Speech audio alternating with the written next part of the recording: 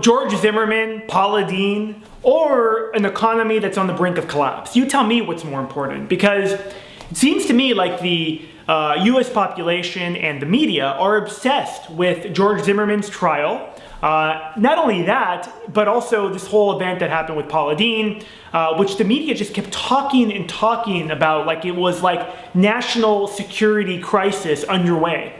And one has to think, the same media that basically is owned by, the power elite or the power brokers, if you will, the multinational corporations, and literally, I mean, that's how it works. I did a video about this about a year ago. I think most people don't even know this, that there's about 225 people that sit on the boards of, they like revolve around the boards of around 150 of the biggest multinational companies in the world. Those 200 and something people are tied to like, these Bilderberg groups, Trilateral Commission. People say, well, it's conspiracy. No, those are real organizations.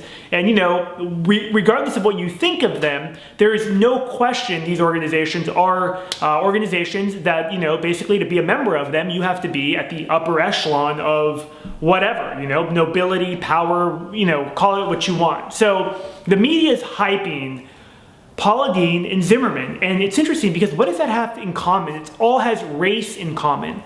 And what they're doing is that literally they're stoking and fanning the flames, as is Barack Obama, by saying things that if I had a son, he'd look like Trayvon Martin. I'm surprised he didn't comment on the Paula Deen situation. Never before has a president commented on a murder investigation or just, a self-defense investigation that I can think of at all. But on the flip side of that, we have an economy that is clearly on the brink. Yesterday, Ben Bernanke came out and basically said, what we already knew, what I've been saying for months, that he will not stop tapering anything. He can't. It's at the end of the road. And I posted another video about this that goes in depth about that. So why is it that, the media continues to put people's attention span on things that are just have no consequence? But when it comes to real important issues like the economy, things people should know about, should be, at least aware of it, right? It's like they don't even want anybody to even know that. Two things that I think about this is that one of them is there's I forgot his name now, but a pretty well-known radio personality that said he was with a high media executive that basically said, look, we have a reputation not to tell people what's really going on, what the truth is. Greg Hunter used to work at CNN. When he started to raise awareness about the potential bursting of the economy back in 2008, he was fired for doing that.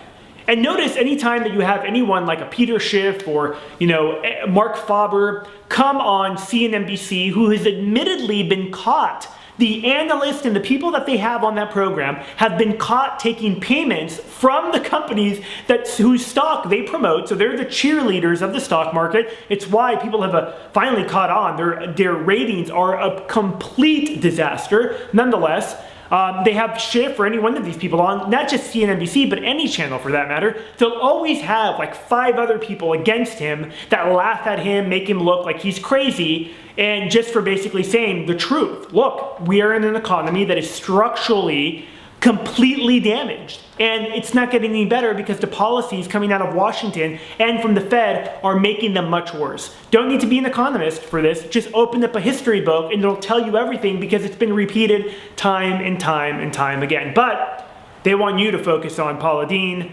George Zimmerman, or whatever the hell crap is going on, Kim Kardashian having the baby, whatever. All right? I'm Fabian for Liberty. What do you think about this? Check out FabianForLiberty.com. Thanks for watching. I'm out.